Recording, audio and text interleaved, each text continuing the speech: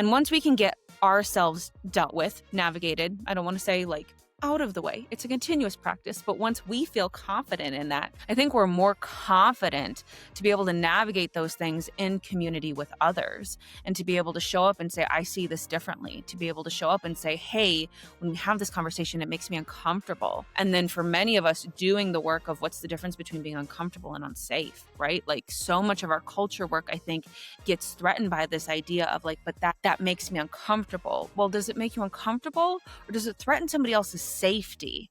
Psychological safety is a very real thing. And I think that sometimes those conversations get moved out of the room because somebody else feels uncomfortable. And not that we love to feel uncomfortable, but how confident are we in our ability to navigate that is a very real piece of the conversation that I think gets missed. Welcome to Unpacked Culture Chronicles. I'm Danielle Marshall, an equity strategist and executive coach, and I'm thrilled to have you here. This podcast is all about exploring cultural differences, similarities, and the ways that we can begin to bridge across them. Together, we're going to dive into meaningful conversations with guests from all walks of life. We'll share stories, insights, and practical strategies for navigating the complexity of culture in our workplaces, communities, and personal lives. I'm thrilled to welcome Mykella Auld to the podcast today. She's a brilliant mind in the world of organizational culture and leadership. And this season, we're exploring how culture shows up in our workplaces. And personally, I love connecting with others who are doing this work in bold and thoughtful ways. And Kella brings deep expertise in building caring, equitable cultures that fuel lasting and community-led change. So Kella, thank you for coming on today. I'm so excited to chat with you. Could you start off maybe by introducing yourself a little bit and telling us about your work? Thank you for having me. And I hope to be able to build bold and lasting change. That's the goal, right? Yeah. So I would say I consider myself a social scientist. Have spent all of my career sitting in spaces that are either data and research focused or culture centric. And oftentimes those two worlds have overlapped in the form of culture research or well-being research. And so I think of myself as a social scientist. What that looks like for me, what does that mean? What do I do? I am the co-founder and owner of Odyssey Alliance and the Workwell studio, and we work with primarily our social impact and public sector institutions here in the United States, working to advance these areas, working to advance both their data and research and practice in those areas and their strategy designs in those areas, as well as their culture and leadership components. And so what we believe is really important is bringing these two parts of the conversation of business that are often seen as separate or distinct. These conversations happen in two different rooms and bringing them together because we believe that they are necessary pieces to the overall, impact that an organization can have. And that impact is doubled when they're in the rooms together. Beyond that coaching and consulting work, I further my social scientist endeavors at NYU, where I teach on social analytics for public policy, which is a big piece of my background. I got my start in education policy before moving my way through primarily a university systems and where I am today. So yeah, I won't give away too much more because I think we'll talk a little bit more about all We're these absolutely things. going to dive in. We have time to talk about a bunch of different things. And so I appreciate sort of that overview because you've covered quite a lot of territory in your career thus far. We're going to dive in, folks, today to talk a little bit more about organizational culture, but there's some other elements here. And one thing I think that's important for us as we're having this conversation is to understand a little bit more about people's backgrounds and sort of like what has led them to this work and how they see the world. And I'm a fundamental believer that we all have a story. Okay. And your story in particular is one that we do not get to hear that often. So you shared with me that you were born into a cult and you were Yes. eventually able to leave. Mm-hmm. I have to ask before we even get too deep into this, like how that early experience informed the way you see the world and you move within the world today. Yeah, I will be very honest. I am still working through what that looks like for me. I think anybody who has left any sort of high control abuse oriented relationship or culture or dynamic or cults themselves will know that this takes, years of processing and years of understanding how it impacts your worldview. Um, but I think for me, I, you know, got to college, said bye to my parents, and that was kind of, I was like, I am removing Yeah. myself in this way. I still have a very loving relationship with my family, but removed myself from that institution.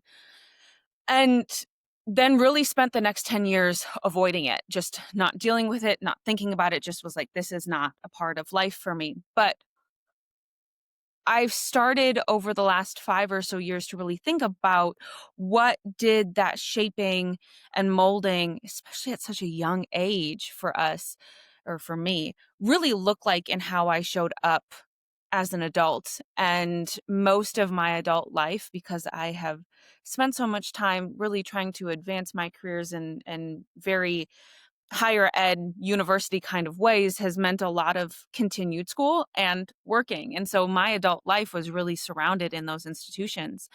And for me, I think if I can maybe sum it up in a little bit of a story, I feel like early on in my career, I judged myself so much, like 23, 24, 25. I felt just so emotionally inept. I did not feel like I was emotionally intelligent. I felt like there were these really large gaps for me.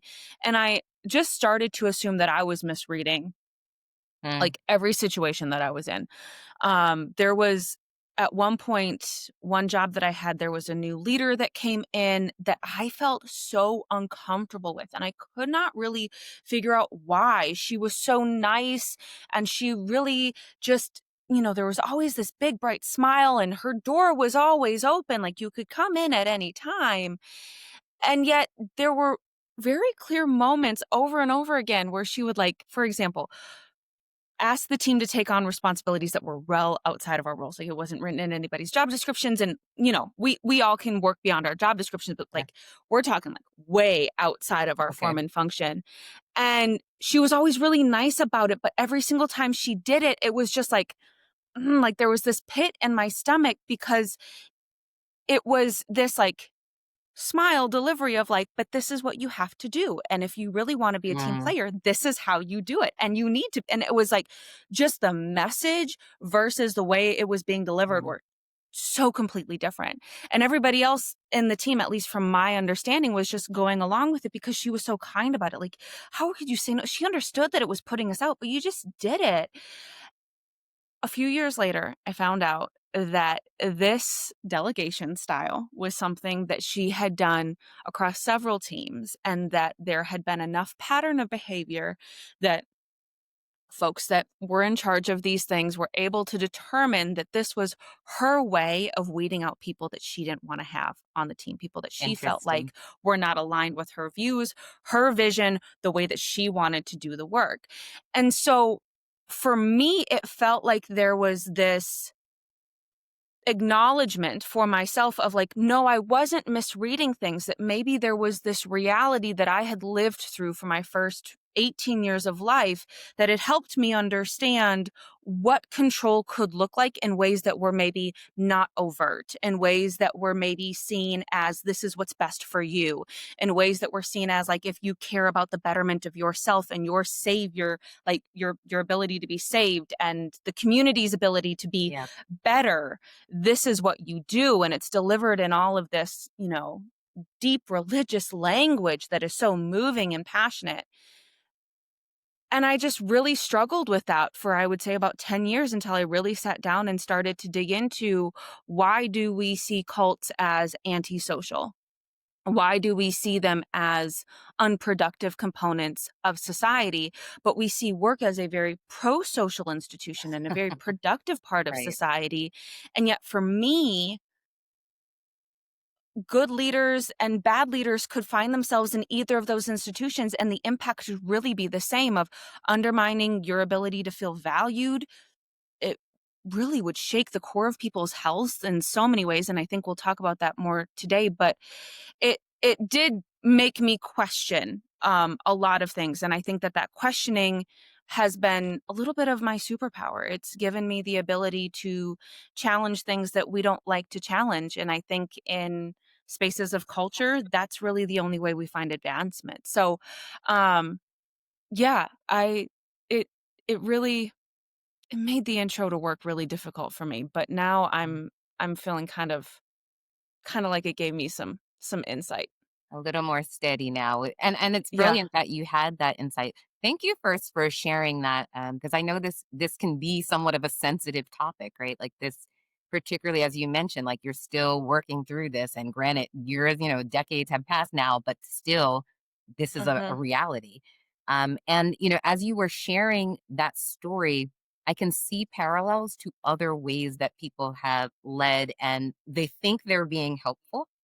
I think back to my early career, and whether it was said to me or others in the office, there was this conversation that was going on about like what professionalism meant in Mhm. the space, how you showed up, what you sounded like, what you dressed like. And sometimes, like, I do understand there is a professional that needs to exist. But very Yeah. similar to what you're saying, like it's used as a gatekeeping tool to keep people outside of positions, outside of organizations, but it is done often with a smile. I Mhm. care about you, therefore, I just want to make sure that you're aware this is a norm in this organization, Yes. but they can be undermining people's actual values, their culture, even their moral compass at times. And so there's a lot going on behind the scenes. And I know that one of the things that you think a lot about and do work around is sort of these workspaces, right, that are shaped by these unspoken norms. And Mhm. oftentimes we're not challenging them. So, to your point around being a young person moving into this environment, am I wrong? Do I Yeah. know what's the right way to go? And I'm kind of curious for you, um, what you think we miss when we don't examine the culture of work itself. Mm. Yeah. I think so. My entryway into work culture, I think, is a little bit different than many of my peers. My undergrad work was in sociology, and that's, one of a few fields that really studies what does culture and society and, groups of people look like. How is that shaped? What shapes those things? How do we do that in ways that are, healthy for folks and healthy for the dynamic of that situation? And what does it look like when we do that in ways that are less than desirable? And so I think this is really where that religious cult and work culture like dynamic and overlap really started to play in my brain, because I could see so clearly, and I think we can see so clearly, how a dynamic like a cult will feed what happens in the home of the people within that cult. Sure. And I think people that, maybe haven't lived through that experience will see cults as something that just only solely happens on a compound. And that does happen. That's a very real version of a cult, but there are many, many religious cults that don't happen that way. You are a part of this institution that has indoctrinated you into these set of beliefs, but you still live at home. And so then it becomes really clear to see how that child rearing happens, how the dynamic between you and your partner happens, the way that you show up in, any other social setting, the way that you interact with people at the grocery store. Let's say your child goes to a public school or a charter school or a private school outside of the cult. What does it look like when you show up in that space? And that is a conversation that I think as a society we are a little bit more comfortable in having, because I think we're more practiced at it. I think we are less comfortable having that conversation when it comes to work. And I think that's simply because we're less practiced at it. We don't necessarily have a framework, if you will, to think about what role does work play in feeding, crafting, repackaging our unspoken norms that guide or shape our larger society. And so when we think of these beliefs, our communities, laws, that are happening here, within the US or really within any, I would say, more globalized country, we think of those things as happening naturally, meaning there's not necessarily any other forces that are guiding or dictating or demanding their attention. And yet I think when we sit down and we look at where we are today, and I'll Mhm. throw it out there, capitalism, not that we're going to get into what it looks like or what it means, but in a capitalistic society where work is a main driver of your productivity and the function that you serve as a human within that, I think we really need to be looking at what happens in work and how does that reflect what happens outside of work. Um, and so I think that that is something that we miss. And there was a piece of work done in the 50s that I think is really interesting to this conversation. It was a artist who put together a piece called The Anger Transference.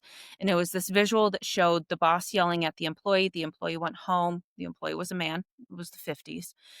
The employee went home, yelled at his wife yelled at the child yelled at the cat. And I think that that 4-box visualization was an artistic critique of what is happening when we look at our social norms really being shaped and guided by what's happening at work, what we learn about how we communicate, what we learn about conflict resolution, what we learn about how people should treat us, how we should treat each other, how we should value our time. Those are things that have seeped into every element of our life. And those did Right. not happen just by accident. That was a product of work. And I'm not saying that's a good or a bad thing. I think we will get into whether it's a good or a bad thing here, but that just kind of is. Yeah. So it doesn't sound like you're saying, at least from my ears, so feel free to correct me if I'm wrong. It doesn't sound like you're saying work is the cult, but there are parallels between Mhm. being, brought up in a cult and being a member of a cult and how people think in terms of organizational culture overall. And like how those lessons, those norms, those values get transferred to people and expend out into the larger community. Yeah, absolutely. One thing that I am working on like right now that's happening here in my life, I'm writing a book about some of these things. And my editor was like, "Hey, we're talking about cult and culture. What does that look like?" And so I started doing a little etymological a study of the etymology of those words, and turns out in Latin they have the same roots. They come from the very similar ideals linguistically, and they looked really kind of similar in practice, centuries ago and in another land, in another time, in another framework. But I do think that it is interesting to me that we have separated them so much when there are some really clear moments where we would gain insight by looking at how they could maybe be reflecting one another. Hmm. Yeah, that's definitely interesting. I will love to read this book when it comes out because I think everything that you're talking about, like I can see parallels, not just at work, right? You Mhm. mentioned capitalism. It ends up happening in our politics. There are just so many in our education system, right? It Yes. overlaps in so many different ways. And, I guess as a follow-up to that though, it's how do we become more conscious of this? Yeah. So one thing that I have kind of started to do is look at things like you just talked about, education, politics. I would include health and healthcare into that, Sure. work, religion, a few different things. These are factors. Mm, They are different components, they are different threads, different through lines, different strings. And part of building awareness, I think, around all of these different things is the practice of self-reflection, which I know we talk about all the time, but I think one of the things that is maybe a helpful add-on to that conversation, at least in what I see in my leadership coaching practices with my clients, is the idea of what does reflection, look like personally mm, for myself? mhm, What does it look like for the communities that I'm in? Could be a, team at work, could be the department that, these leaders are working with. It could be, me. I'm not necessarily a team lead. Um I own a business, but also then how am I showing up with the teams that I'm working with? This could be PTAs, this could be the local adult softball league, any of these community spaces. And then what does it look like socially or culturally. And I think if we start to do reflections at multiple levels, at these three different like world views, what we can start to see is, what does this look like at a base level for what I need?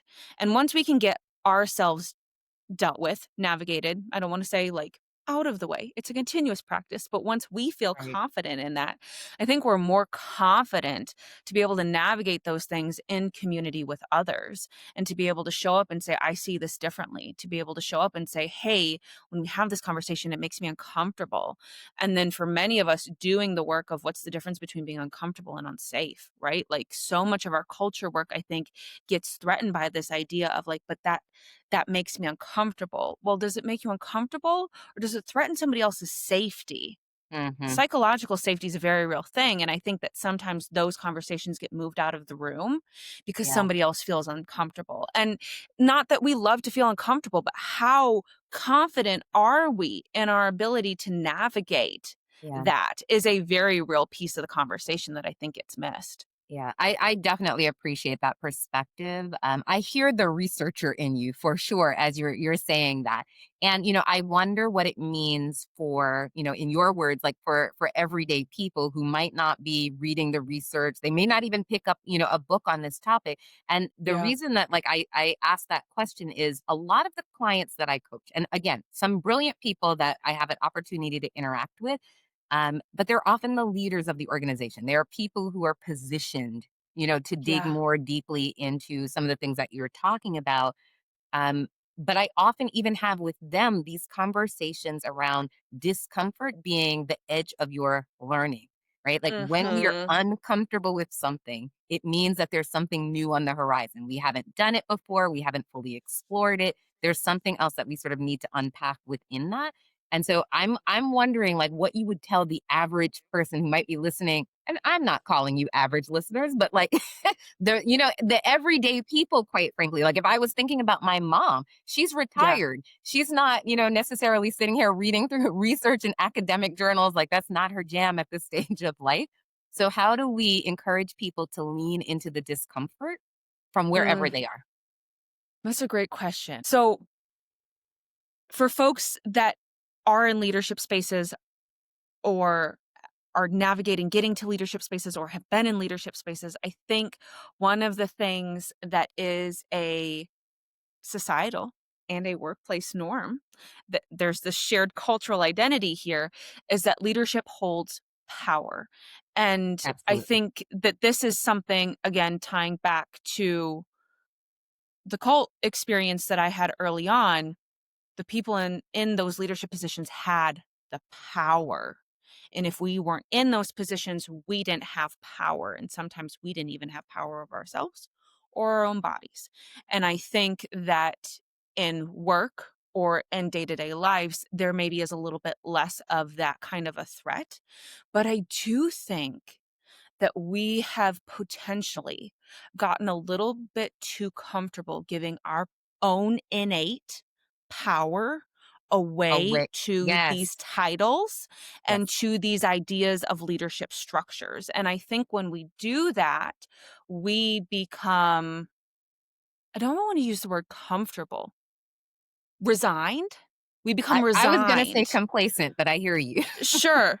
Complacent, resigned to this idea that my innate power, my needs, my own ability to live my life is something that can be open to suggestion by somebody else or another organization. And I think when we do that, then we also open up leadership positions to, and this is not, I don't think, a conscious personal act for many. However, I think the examples that might come to mind are going to be ones of conscious acts. But I think that there's both where people then get comfortable taking some of the power that's not theirs. And that can also be really damaging and really compromising because then what we see is then a set of personal beliefs that comes up of, without other people's power, I'm not powerful enough as myself. And so on both sides of that relationship, that just breeds harm. And so I think really navigating what personal power looks like for you, inside and outside of work, can really help us navigate some of these leadership conundrums that come up and be more open to being honest or challenging to those dynamics that really infringe on what Yeah. does it look like to be uncomfortable. Yeah. I love that you bring that up, like, on a basic level, like, to examine what does power mean for me, maybe home? What does it mean in a Uh-huh. leadership space? Or maybe not even leadership because maybe it's just work. Whatever employee level Yes. you are in that organization, what does power look like? And I do think people talk about this frequently because they'll say, that's the boss. They make the final decision. They have all the power. I've even had children around me in the past say, like, I can't wait till I grow up so that I can be in charge of things. Right. And so to hear a baby, quite frankly, say that, like, this is a, Yes. maybe elementary school level child, they inherently understand the power structures even Yes. if they're not able to articulate it at a sophisticated level yet, they've said exactly that. Yes. Yes. Hmm. Yes. Yeah. There's so much there. And, as we're talking about this, one of the questions I wanted to ask you about is some of the transition that we're seeing in the workforce right now. So we know Mhm. that there are a ton of women that are leaving the workspace. In general. There was a some data that just came out not too long ago about Black women in particular. 300,000 of them have left the workplace. And I'm kind of curious, like on this conversation, the tail end of the power conversation, why you think that's happening? Because I could see power perhaps being a factor, but I'm Mhm. sure there's other pieces of information. I was just gonna say, how do we wanna think about power in that situation? I think that the power piece is really important there because sometimes, um, I was also sitting with that data, and I was also sitting with a few different, um, observers' views of that data, and I believe that if there is going to be change in how we think about women in work, there needs to be a space where white women are holding other white women accountable for some components of this conversation. And I'm going to just drop that thread there. And I hope I'll be able to articulate this thought well enough to be able to pick that back up. But one of the things that I was observing was this idea that was coming across in some of these um, statements or arguments around that data is, how do we reverse this? How do we get Mm, women back into work? And I'm kind of sitting with the question of, do we want to reverse that? hmm. Individually, Okay. individually, if we think about individual power, there is so much to be said about the number of women that have left the workforce, even if we look back a little bit more Sure. long term and go back even, let's say, 5 years, let's say since, some of the transitions around the pandemic, and we start to see more and more women leaving the workforce. Not all of them, but some of them, a substantial amount of them, are going in and we are starting our own businesses. Yes. Why is that necessarily something that we want to reverse from an individual standpoint? From a collective standpoint, I don't think that that argument necessarily holds up. I think if we think of women as a collective and if we think of us as being in this conversation together, there is a joint communal collective betterment that comes from work being a space that is safe for women, that is particularly safe for Black and brown women who happen to sit at this intersection of furthest from whiteness, furthest from maleness. I think that there is a very real conversation there.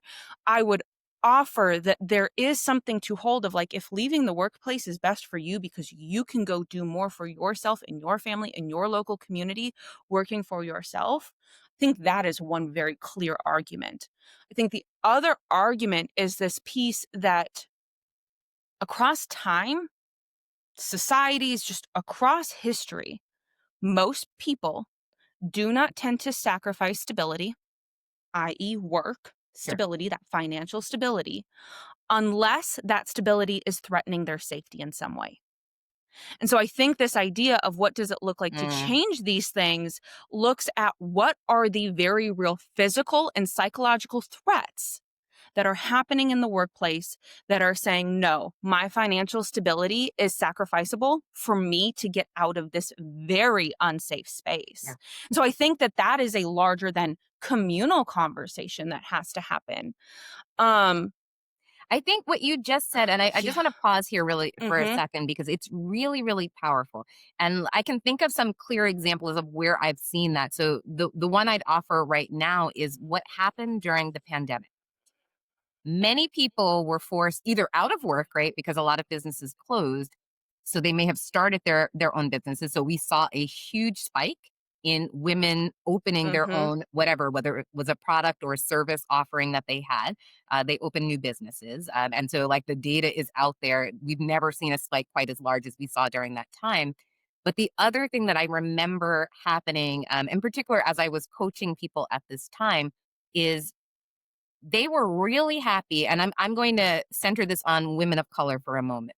They were really happy to be working at home for those people that kept their jobs because they said, I don't have to interact with people in the office place and experience Yes. microaggressions at the level that I did when I physically was in the office. Yep. Right. And so as I'm Yep. listening to you talk here, I'm like, these are practical things we all had an opportunity to witness.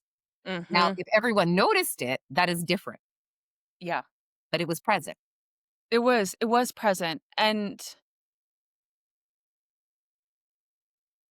I'm thinking there's something that's coming to mind. This example happens to be an older white woman and a younger white woman. But there's a generational dynamic there that I think is very real. Yeah. And I think when we think about um who, which women were let into positions of power or leadership first, it was our white women of a certain generation. And so I do wonder if there is some insight in this experience. I was coaching a middle manager. She was in her late 20s, early 30s. She was being managed by a VP at a large global firm. And this woman was going into her late 60s. And what I observed in the dynamic was this idea that what I had to fight through and what I had to go through, you have to as well. Yes. Because if we don't prove ourselves, they will take this away from us. And so, this idea that my harm, my pain, my suffering has to become your pain, your Yes. suffering for you to prove yourself and to be worthwhile here is that idea that, like, I even in suffered, so you have to patriarchy, suffer too. women can take that and center that back on ourselves. And so Yes. there's this very real racial dynamic. There's also, I think, this very real gender dynamic. And I Mhm. think when we combine those two, the conversations right now that I am seeing, microaggressions are happening at a rate for some of my clients between older white women and younger black and brown women at a significantly higher rate than our older white male colleagues. That is not to say that there is no conversation to be had there, but I think that that dynamic reinforces this idea of I will give up my economic stability to be emotionally, mentally, and physically safe. I feel like that is my journey.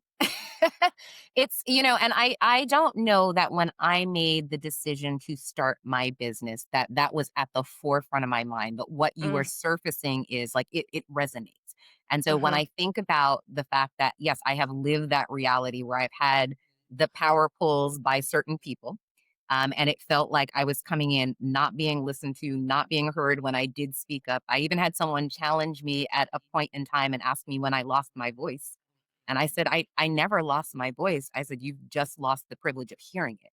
There is a Yes. point of which, for self preservation, that you do have to back out of a situation. And I feel like I talk to my clients about this a lot.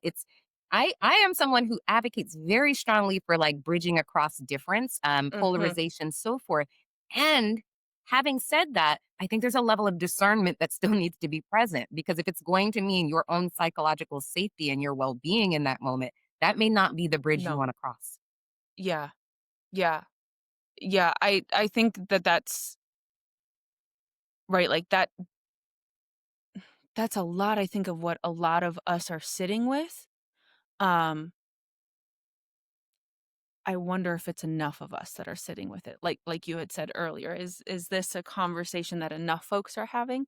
Um, because I don't think that we can look at women leaving the workplace without some level of understanding of these different variables and factors that are in play, and without understanding that in these conversations, we center this around the structures that were built that were harmful and the male activity that perpetuates that is also harmful. And I think that if we look at women leaving the workplace, there is a conversation about what are women doing Yeah, that may or may not be supporting that. Because it doesn't feel honest to have that conversation without also looking at what were some of the patterns of behavior that were put into place 100%.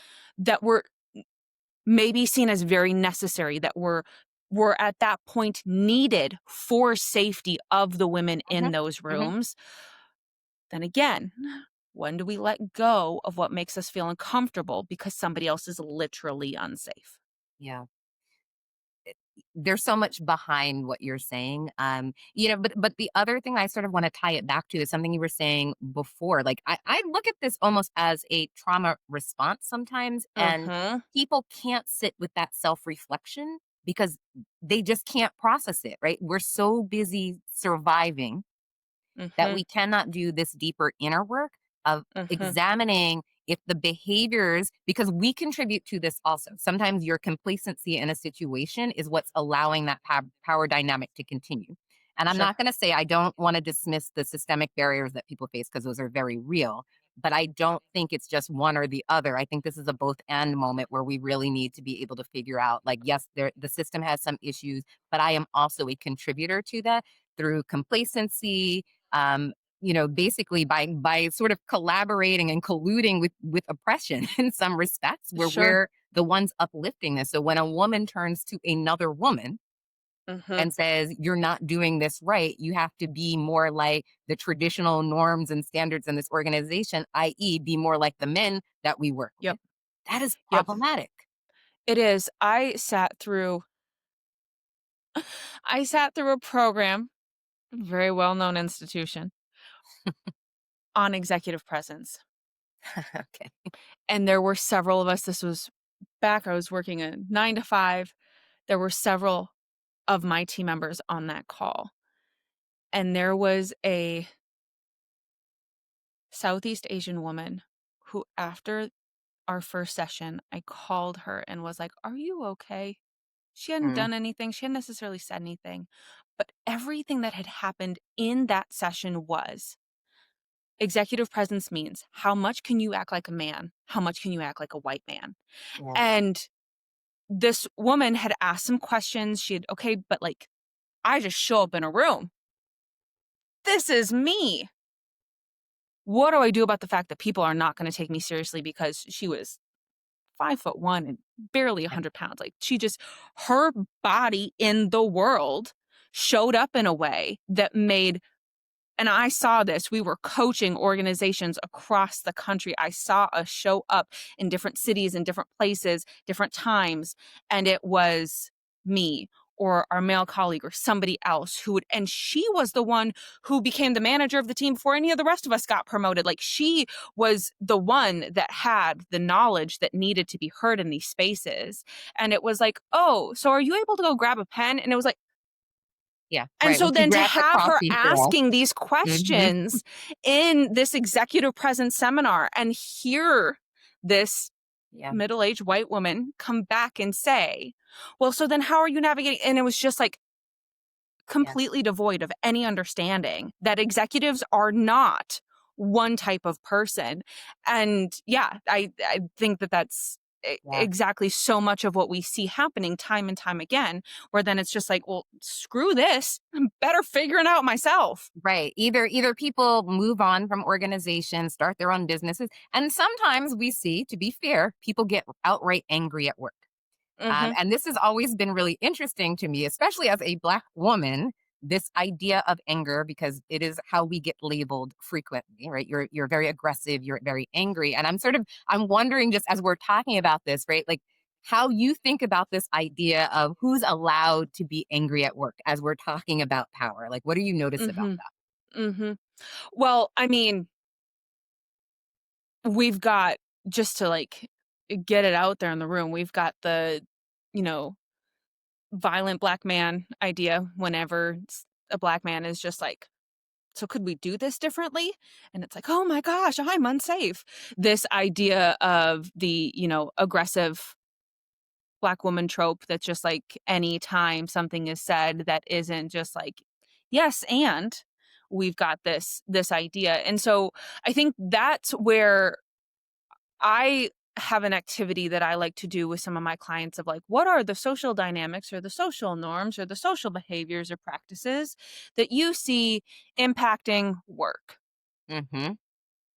And we can name all of these different things. And, especially for some of my clients, we will have these conversations of like, we've got some bias issues here. We've got some, Absolutely. some of these things. And then I'll go, okay, but how does our work culture impact our social norms? How Mm, might our work culture be impacting our behaviors? And the conversation kind of stops. It stumbles. It falters there. This idea that what's happening in work will literally just end at 5 o'clock when people leave the room or close their computers or interesting. get in their cars. And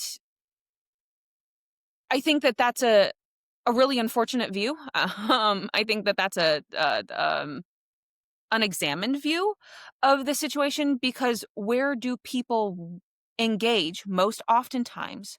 With people different than themselves. We worship with people that are like us. Absolutely. We tend to go to school with people that are in our neighborhoods. Here in Chicago, where we still have a great amount of racial and economic segregation based off of the redlining that happened in this city, we are still going to school with people that look like Yeah. us. We are Same still as living in in Baltimore. neighborhoods, Hmm. yep, that look like us. Yeah. Okay. So then are you playing on intramural sports leagues with people that are different than you? Oftentimes, no. Yeah. It happens at work. And so our engagements with people that are different than ourselves, most oftentimes as adults, happen in the workplace. And so this idea that what our children might be learning or what might be happening in our social dialogues, our political conversations, aren't necessarily informed by the behaviors or the biases or the relationships that we perceive or build at work is a little bit disjointed when we come up against this Mm, idea of who is allowed to emotionally regulate themselves or have the emotional intelligence to speak for themselves and who isn't. yeah. And I think that that's part of it, right? Like we have this larger conversation of anger is never allowed at work, really, period, except for when one guy blows up one time and then it's just like, well, we don't talk about Jerry. And it's like, okay, sure. But Right. it goes back to this emotional intelligence piece of what am I doing for my own self? And if I can't navigate my own anger, there's no room for me to be able to navigate anybody else's anger, let alone somebody else who has different cultural norms around how we express that anger. I I'm thinking back to, because I hear what you're saying loud and clear in terms of like where we may meet the most diversity in our lives at Mhm. work. But I also think about this issue of anger playing out in school settings. So Mhm. years ago, and I was in my early 20s, like I worked in Head Start centers. So I had, and in particular, I was in DC at the time, lots of Black and Brown students in my class, but there were a mix of kids. And when I think about who was able to your point, express their anger even then, these were my Yes. babies. They were four, right? Yes. 3 and 4 years old. If certain individuals, particularly the students of color, express their anger in whatever way, I don't like you touching my crayons, right? Like that type of thing in Mhm. that moment, or maybe there's a kid who shoves another kid. They were often removed from Yes. the school, right? Their parents were called, and I did not see that play out. And I know the research backs this up as well, that there are severe consequences for children of color in school, and that's not just preschool. That goes straight up Yep. through, the high school level. University. And so where you're talking about this ability to learn how to self-regulate your emotions, like to me, if we're not allowed to be angry, Yes. right? And you're not allowed to demonstrate said emotion. And I am someone who believes that we have the full range of emotions and we should all have access to that because that's part of our humanity. Mhm. Mhm. But it also means we need to be able to experience, to play with these things, to get it wrong, to Yeah. learn. Yeah. And so, same thing to me applies in the work setting. If I didn't have an Yes. opportunity as a child to do this, as a teenager, young person, what happens when I get to work? Yeah. So the school to prison pipeline, very Yes. mm, hundreds and hundreds and hundreds of pages of research on that and thousands of data points. And when we look at this idea of what informs decisions, leaders more and more are looking at data to inform decisions. And more in our conversations, it's the hard numbers. It's the spreadsheets of fives and sevens and tens and like this is what we're getting back on our feedback surveys and this is what's happening in our employee engagement surveys and this is what's happening with retention. It's these hard concrete numbers. And what we've started to have the conversation with several of our clients on is okay, but that number doesn't mean anything if we don't have the context for that number. And Yeah. oftentimes, our conversations are what's going to give that context. And so, if someone shows up, or several people show up, or we launch an initiative, and the result is grumbling and mumbling and bemoaning, or sitting down and having a conversation to your face of like, I'm really concerned about this because when we did this, this is what this looked like, and now this is going to impact me. Those more negative emotions and our emotionally stunted view of emotions, these more negative emotions then just get like sidelined, and then it just doesn't mean it. Well, no, people Yeah. share what is important to them. People are going to communicate with you the things that matter in their lives. And if something is happening at work that is making somebody come up to you and say, hey, when we do this, I'm afraid this is going to impact my job in this way. Or when we have these types of conversations and then we use language like this, I feel devalued. I feel excluded. I feel like I don't belong. Those are data points. Those are all very real, actionable pieces of information that have to go into this larger context setting that we're needing in order to make a decision. And so when we sterilize our decisions from all of that complex human experience, we continue to make business decisions that are not usable by the humans that 90% of our US organizations serve, which are humans. We're creating Yeah. products, services, something for the humans around us. And that is another very real component of where work culture is informing society time and time again. And we need look no further than several of our current social policy conversations right now here in the Uh, US.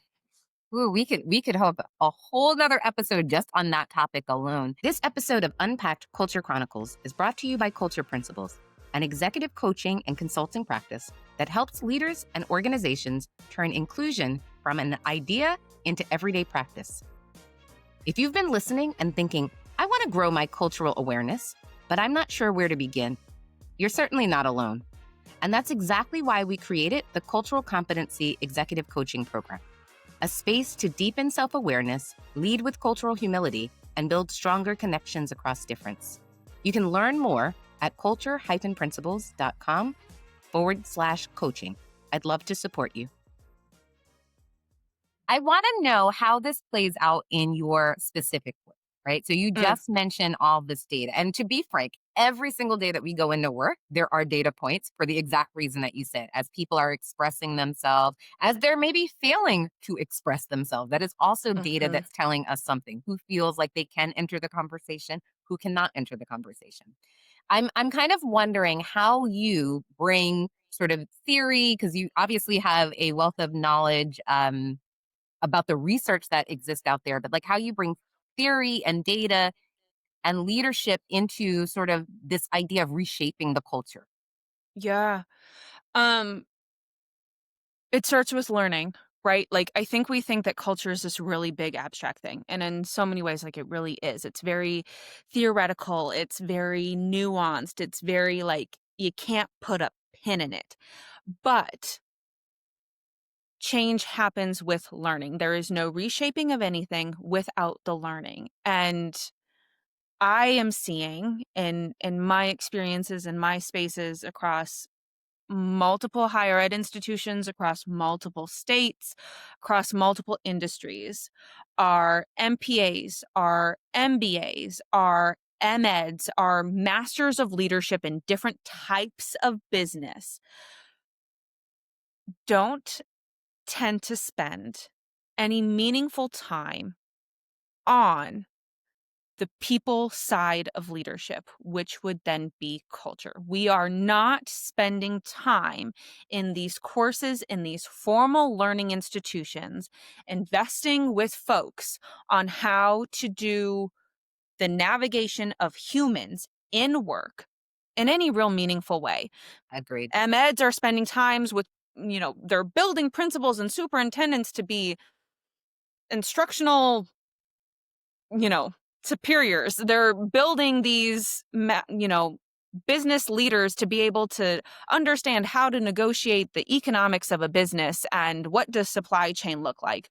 We're Yeah. training our masters in public policy and administration to be able to navigate, all of the different components of what does an effective policy look like.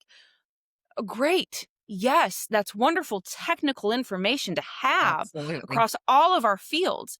At one point in time, do we stop and pause and say, okay, you're going to be leading a team.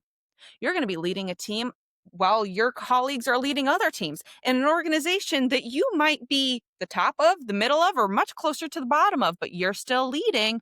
What does that look like? And that, I think, is really where we need to start, is by engaging adults and honest learning conversations. What's happening? What's not happening? What's working? What's working according to who? What's not working according to who? And really starting to ask some very targeted, appreciative inquiry style questions for those of us in the field, or just basic general exploration questions for those of us that aren't. And then start to help folks build some shared understanding of what that means. Yeah. From there, we can then have very real strategy, process, policy, system type conversations. But I think we go in going, ooh, let's design a strategy for culture. When we redo our strategic plan, let's have a cultural imperative. We've missed the first 70% of the hard work by just saying, okay, now let's figure out what we're going to do to continue to then basically reinforce what's been happening. We're not changing anything if we don't do any exploration and learning. And so I get to have those conversations. I'm right there with you, right? Like there are people who challenge me because they're like, "Why do you always want to talk about things?" And I'm like, "Because that's where I get the information needed in order to inform the strategy. It's not that I'm coming in telling you what to do. Like we're co-creating Hmm. this together because I've listened to you. What is Yes. important to you? What is working? What is not working? To your point." But you know what you said though, I think it's interesting because how people typically talk about that is soft skills, Yes. right? You people need, and we've been told this, like it's a 21st century skill. You need to have soft skills. Employers are looking for soft skills.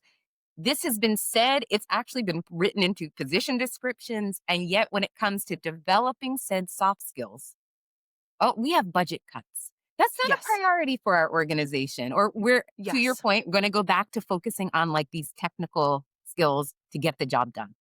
Yeah. And so, And I'm just curious, like I have my own thoughts about like how I try to inform people about the importance of this. But, like, what do you tell someone who's like, "Oh, that's just not in the budget. It's not Mm. important in this moment in time." Um, I will pull any thousands of research points that have been done in the last 10, 15 years that show without these things, we struggle with any sort of retention. And if we struggle with retention, we are losing no less than about a third of that salary in the turnover that it takes from losing that person to hiring the Yes, next person. And absolutely. so, like, having transitioning this conversation into dollars and cents is really helpful. Um, but I think part of the conversation that I've really been navigating is, well, but culture is an HR responsibility. Hmm. And It's everybody's responsibility. I don't know that I agree with that. Yeah. One, it is everybody's responsibility, yes, and two, what is the function of HR? HR is a very legal, prescriptive, incredibly dynamic, but very boxed in component of business, and it Yeah, is that way intentionally. It is that way to protect the business. And yeah, that is not to say that HR is not good or well or valid. But then when we're talking about components of culture, like navigating microaggressions, navigating an experience that I went through in my last business where we collected piles and piles and piles of data on behavior of one of our leaders over 18 months. We watched over a third of our women of color in leadership leave the entire department and the organization overall. And yeah, after 16 to 18 months being told by HR, there was nothing concrete to act on. And that is HR's function. At the same time, there's no culture worth anything left in that team. And we see this happens everywhere, but this is my lived experience. There was no meaningful culture to work from collaboratively. It was fear. yes, It was trauma, it was toxicity, it was pain. There was nothing happening in that organization that was going to be beneficial. Um, and so I think where we see HR being this like pseudo leader or a sole responsibility holder of culture, we've really both diluted and made more complex the HR function, like both at the same time. And yet again, we've given away our power to this other entity to navigate the things that we don't want to deal with for us. yeah, And so I think those are some of the conversations right now that I'm having with some of our folks. Um, but on a positive example for like the like yay, because I think when we sit down and have these conversations, I have heard from folks that it's just like, "Oh, all we talk about is, like, what's not good enough, like, what's not right, like, what" it's so hard. And so a client of mine, they are a school district, but I think that school districts are a space where a lot of these things kind of all come together, and schools right now, education overall is seeing some of the highest, levels of exodus of any, yes, space in our work in this country. We are losing teachers at a frightening rate, and the retention of teachers is just dismal. There's a client of mine who has invested, they started this work, I would say, about 12 years ago.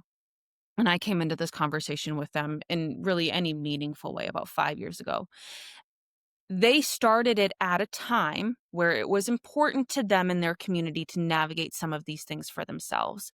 They are now in a place where compared to their other school districts around them, and they're not one of the larger ones in their area, they are retaining staff at a rate that exceeds their counterparts in very statistically significant ways every single year. So what does that mean? What that means is they are keeping more people every single year than the businesses or the school districts around them are able to keep. And so while they aren't the largest, they're not able to pay as much as some of, the school districts right um, next to them. They don't have the benefits of the school districts right next to them. They are able, because of this work that they've done intentionally with every single component of their staff, every single component of their school. So that includes their students and their communities, where their teachers, their educational staff are saying, I will stay here because I know that I'm cared about, I know that I'm valued, and I know that when something happens, we can have the hard conversation to correct it. And I know that by staying here, I'm not reproducing harm, which is something we hear so much of from teachers Yeah. right now. I can't stay here and do this anymore because I'm doing to these students exactly what I don't want done to me. So I think we are seeing this happen in very real ways in pockets and organizations where it takes work. And I know I said 12 years, and I meant 12 years, and I will stand by 12 years. It took them 10 to 12 years to get to this point. This is not Hmm. something that happens overnight. This is not a one-time strategic plan imperative. This is constant learning. Yeah. I I have not seen that play out with a local school district, so I'm happy that you're having that experience, but I have definitely seen that in organizations, and I was Yeah. actually engaged in a conversation with one of my clients, the executive director, the other day, and she was just referring to the fact, we've worked together for about 5 years now, how so we haven't hit that 10-year mark, but Mhm. how things have shifted. Yeah. There's an intentional focus on the culture they desire because all of the things that you talked about before, like that fear, that trauma, that is still part of culture. It's the Yes. culture you get when you don't plan intentionally for a better culture, right? Yes. And so in this particular instance, what I saw the client was reflecting on was the fact that over the last 5 years, they have been intentional. They have been committed to learning. They are deepening their work individually with people, Mhm. right? There's a Mhm. vision for how they want to move together. And there has been turnover in the organization. But what's Mhm. interesting about their turnover is the turnover, they didn't force anyone out, but some people didn't align with this vision for the future. Yes. And so I Yes. remember in the very early days having this conversation, and she was like, "I'm really nervous. Like, I'm seeing a lot of people leave." I said, "But who's coming in now?" Yep. The team that's in place today is so much stronger. They're so much aligned, more aligned, I should say, with this vision. And it's not because someone was beating them over the head and saying, like, you have to be this type of Mhm. person. It was more that they painted something that people gravitated to, right? Like they wanted to Yes. be a part of this opportunity. And so, as I hear you say that with the school district, again, like, I don't want to perpetuate harm. I do not want to traumatize a new generation of people. But what I do want to do is come into a place where we humanize folks, where we care about Mhm. people, right? Mhm. We're committed to learning because a learning culture is a thing too. Absolutely. Absolutely it is. Yeah. I want us to create banners because 'cause I've said almost the exact same thing. I just want there to be banners. Culture does happen. When culture is left to itself, it does happen. Yeah. You end up with cultures of fear. You Yeah. create cultures of trust. You create Absolutely. cultures of care. You create cultures of impact. If those are the things you're striving for, you have to create them. Yeah.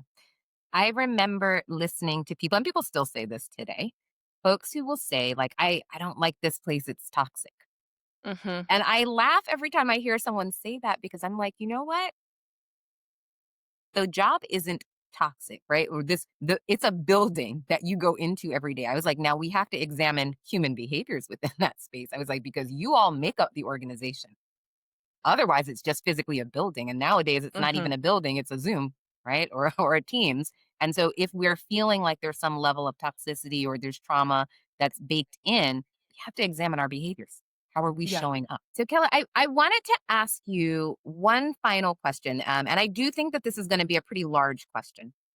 As we were preparing for the call, you offered a really powerful framing. And you said specifically, Rome didn't fall, it became a church, right? Britain became the bank. I am curious, based on this thought process, what do you think we are becoming as a nation today? And how does that Y affect the workplace? Yeah, big question. First, I just wanna give credit where credit is due. This, is an idea that I have spent some time researching, and depending on which thread you go down, there's not necessarily real one clear, generator of this idea. It's floated around, but where I first came in contact with this idea a few years back was from an Irish-British comedian, Jimmy Carr. And who he is and what he is, I think, not relevant to this conversation. I think I just wanna, this isn't new context coming from me. Sure. what he said and how kind of the narrative goes is Rome didn't fall, it became the church. And in that conversation, what that looks like is the um, jewels, the power, the resources, the money that Rome had really for much of it lives in the Vatican. It became the Catholic Church. It lives in this very real concrete space. And if we think about that, we see that play out in another instance, Britain. Great Britain, at the end of World War II, was slapped on the hand very lovingly, very gentle, very gracefully. Said, hey, all of these lands that you own that are not yours, please give them back. And Great Britain patted itself on the back and said, sure, here you go. And gave lands back to people that they had conquered and exploited for centuries. And in doing so, they were like, hey, we've got this bank. Want to come check this out? We've got a place. We still we want to partner with you. We want to be helpful and beneficial to you.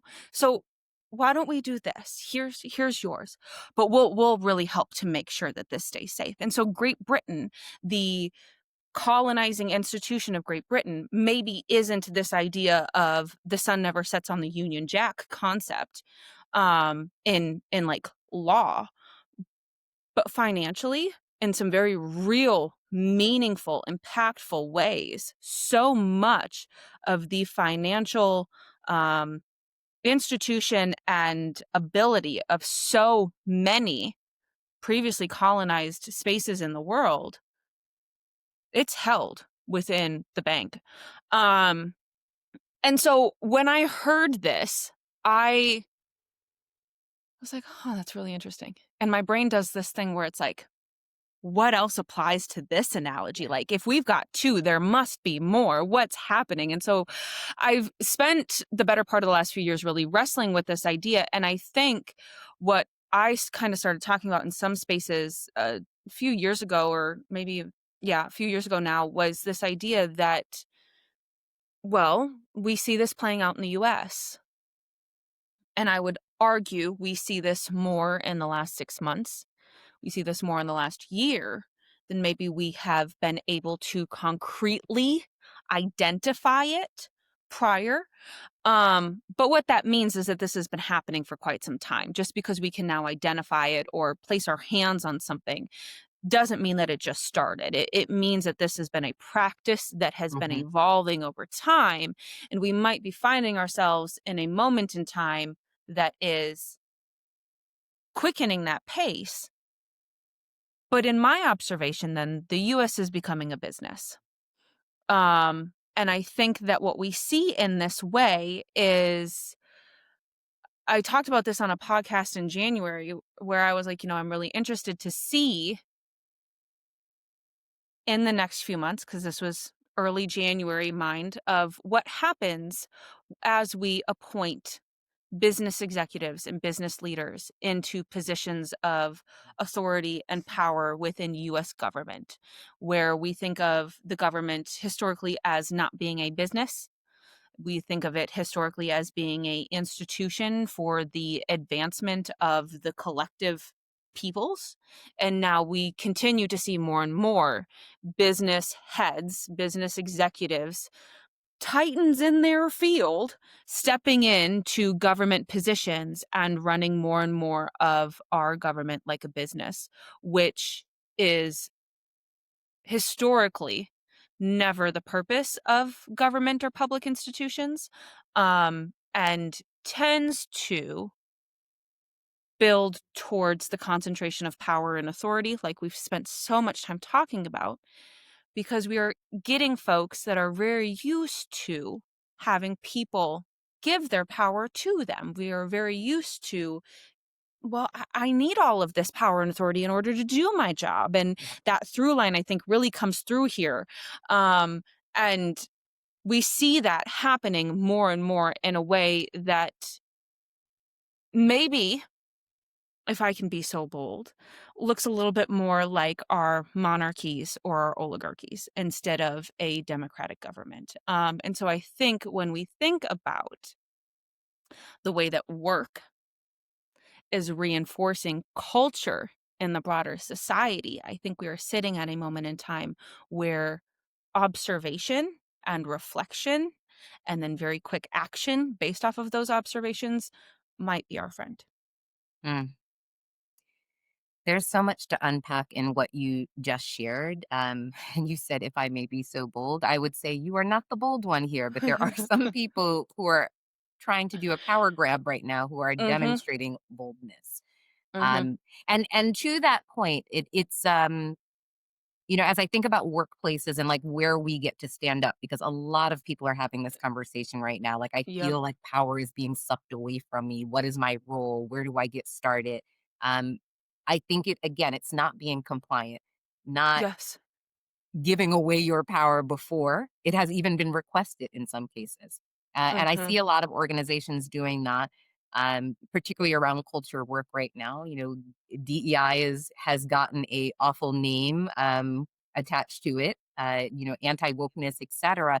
And so we're sort of moving into this space where people are afraid to say the thing. They're afraid to voice their values, what they believe in as organizations, and we're finding ourselves capitulating to whatever we not even have been told to do, but anticipate being told to do. Yes. Yes. Yep.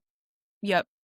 I think that assumption piece is a very dangerous game. I think that a component of the larger culture conversation comes into this idea of what are the beliefs that are being shared with us from our highest levels of power. And I think in times past, where we had folks really passionately speaking on the ideas of hope, or when we have leaders or network leaders or coalition builders or community builders and people in those positions really trying to help bring a larger narrative together, speaking from the place of hope, that does really change the conversation in a way where it gives fear a little bit less value. And I think this comes back.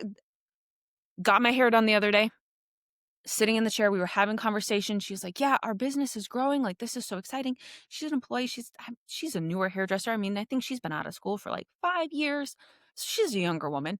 She's sitting there having this conversation. She's like, I step in here and I know that here in my salon, this is what this looks like for us. We are, yes, in a place of growth. We are being very mindful in the way that we're continuing to learn and support one another in our own like technical practices. And I feel like I have space here to show up and say, hey, this is hard for me. This is not working, whatever this may be. And she said, and then I step outside these doors and I don't necessarily feel the same way. Yeah. And I think that that is the place here where there are very clear connections and through lines in this idea that can get bounced back and forth. And in some very real ways, I think some folks have just started ping ponging this responsibility back to other people because they don't want it. They Okay. don't feel that it's valuable or necessary to be investigating and investing in these conversations. But in spaces where the world feels overwhelming and we see things happening that don't align with what is best for the ability for folks to thrive, thrive, there is a space where businesses serve as an opportunity point to say, hey, but we're in this together. Like, Yeah. we I we got you. I love this idea because I'm also seeing this happen with the coalitions that are starting to pop up everywhere, Mhm. right? Like I said at the very top of the year, and I put it pretty plainly. I said community is going to be everything this year. Yes. And I had no idea at the time. It was a sense. I had no idea how real that was going to feel as I sit here today, half of the year gone already. Yep. We need to be able to have those spaces where we are able to have good conversations. I'm in a place where I'm also challenging people who believe roughly what I believe at this moment in time. Yes. Because I'm like, we still need to. How do I go out and have a conversation with someone who has a completely different ideology on whatever than I do? if I can't even talk to people in my own group or my own identity about where we differ on perspectives. And Yeah. so, this idea of responsibility, I personally feel responsible to lean into these conversations. And I'm kind of wondering what I have found on for me is that I am seeking out said community to sit with people who do desire to have these conversations, Yes. but I'm also sort of listening to what you're saying, and I notice this in my own world as well, that there are a lot of people that are tapping out. I'm Yeah. stressed, I'm over capacity, or I'm just not interested, right? It's not affecting my life. So I'm going to avoid the topic. And how Mhm. do we bring more people along into this journey? Because as you said, the workplace, we all have to show up to work, seems like a really good place to have these conversations. Yeah, I think work is a great place to have these conversations. I think that they have happened. Um, we can see it in moments, sporadically across time and institutions that's happened. Um, I'm laughing as you're talking because I there are so many examples in the last 6 months that are coming to mind of this, of we too in our own practice are really investing in the idea of coalitions and what Mm, does it look like to build shared dialogue, to build shared yeah. understanding, Yes. um, and to also build this um, capacity for different views and capacity levels at different points in times from different folks. You're absolutely right. We need to have these conversations. I am so afraid that if we do not have these conversations, again, to the Mhm. people who criticize me for why I want to talk about things, your voice is the first piece of power you absolutely have. You are Yes. an advocate for yourself. You're an Yes. advocate for your kids, your family, your community. If you silence your own voice before someone has even come to take said voice from you, you've given up the fight. Yep. Yep. And so I have to think about how we lean into conversations, how we sit with the difficult things, even when we are uncomfortable. Hell, I want more Mhm. of us to be uncomfortable in this moment because the Yep. level of discomfort that is coming for us, if we do not figure this out, if we do not band together, if we do not stand on community and shared values and shared principles, is going to be way worse than you ever thinking about, I'm uncomfortable with this conversation. Yep. The level of collective lack of safety. Yes. Mhm. Yes. Mhm. Yeah. So, Kellen, tell me, what is coming up in your business that you wanna share with Yeah. people? Yeah, well, we are doing really fun work. We are doing really exciting work in areas of community building. We are really so excited to continue to grow our business, and to be in a place where we can continue to have these conversations, with more and more businesses and institutions that are looking to investigate what it looks like to change some of these narratives for themselves or are already in the process of doing that narrative change and are looking for additional support. I think one of the things for myself, I am someone who always likes to be playing. And so I have multiple things moving beyond like our core business services. And one of those things that I have mentioned is sometime here in the next year, there will be a book coming out. And I think that there is a lot of power in the voice that can happen through reading and the dialogue that can happen by, okay, this is how I understood what we're talking about. I see that differently. Why do I see that differently? Let me take that out and have that in a conversation with my husband, my wife, my partner, my, business colleague. And so I do see this being something that in a lot of ways is, yes, many of my observations and many observations from folks around me, but is more of an invitation to how do we continue to have this conversation in ways that can further our learning and our empathy and our collective understanding. Wonderful, wonderful.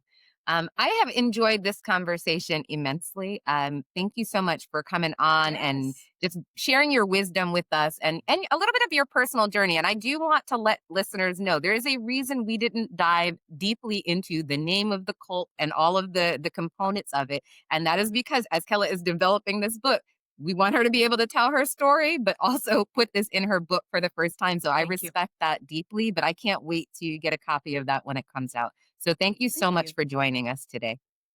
Thank you. I've enjoyed this conversation and I appreciate being able to share my thoughts, but I have learned so much from this conversation. And I just hope that we can all begin to be open to learning from one another. I That is a beautiful way to close out. Thank you so much. Have a wonderful rest of your day. If you enjoyed this episode, be sure to subscribe, leave a review, and share it with your network. It makes a big difference in helping us grow this community. And if you're looking for coaching or resources to take your cultural awareness to the next level, visit us at culture-principles.com/coaching. And remember, where curiosity leads, connection follows. Be well.